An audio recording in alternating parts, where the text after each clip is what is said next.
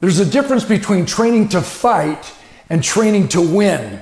So we must create a culture of excellence where it's not enough for us to say, I will do my best. We must succeed in doing that which is necessary. Peter Drucker said, once we get the culture right, the rest of the stuff takes care of itself.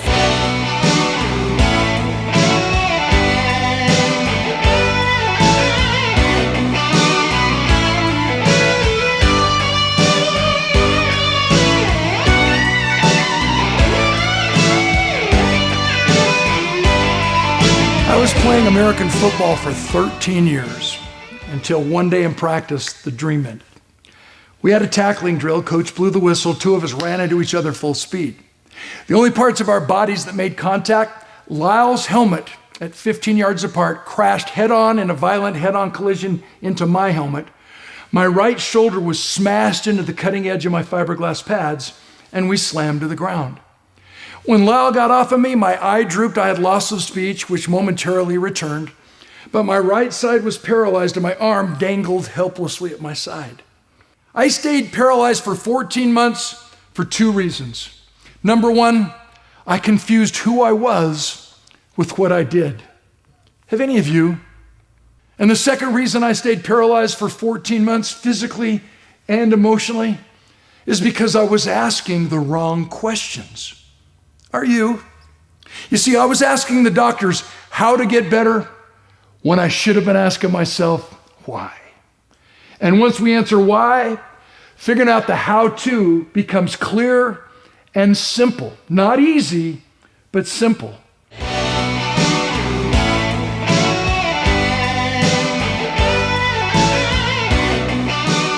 And I was invited to be the keynote speaker at the International Naval Admirals Leadership Conference.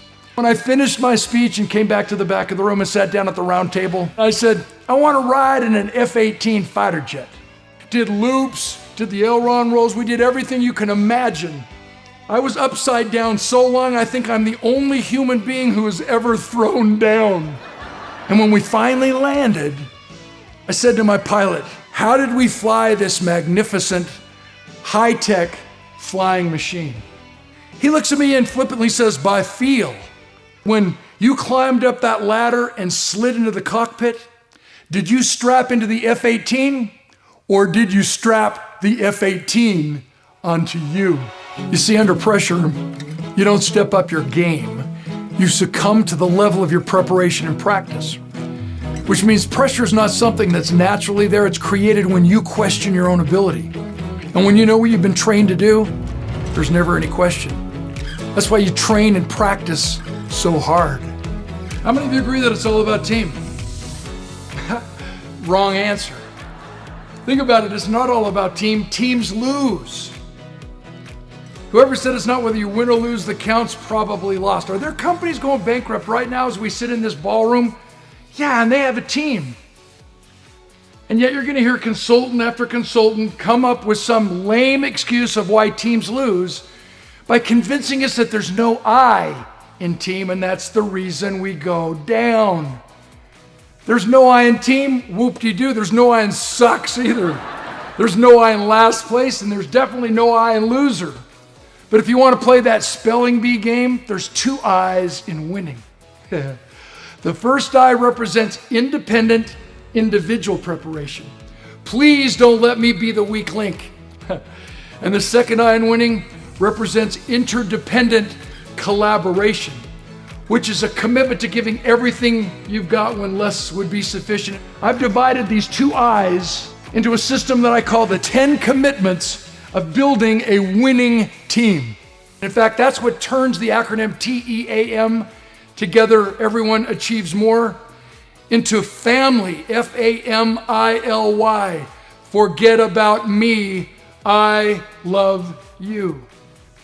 So yes, you were right, it is about team. They don't give Super Bowl rings out one at a time.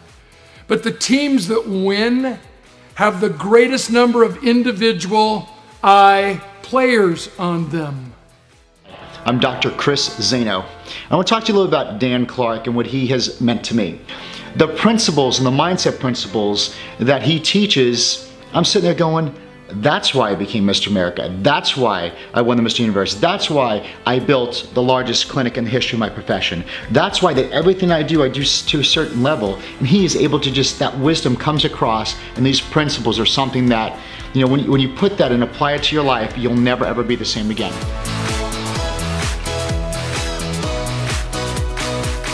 And for the next 5 hours, we watched the greatest fights as house guests of Muhammad Ali.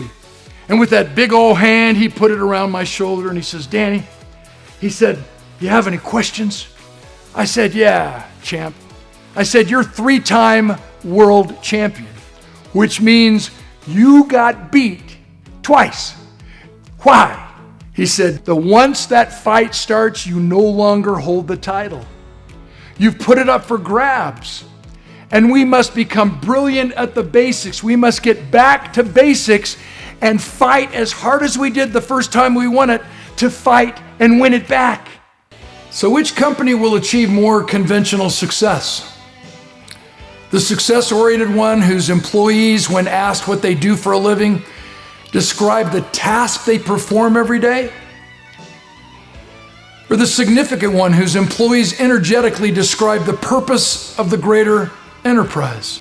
Too many companies are focusing on outward sales to external customers and forgetting to sell why they actually are different and special to their own people, the internal customers. Let us never forget that when we take care of our employees, the employees will always take care of the customers.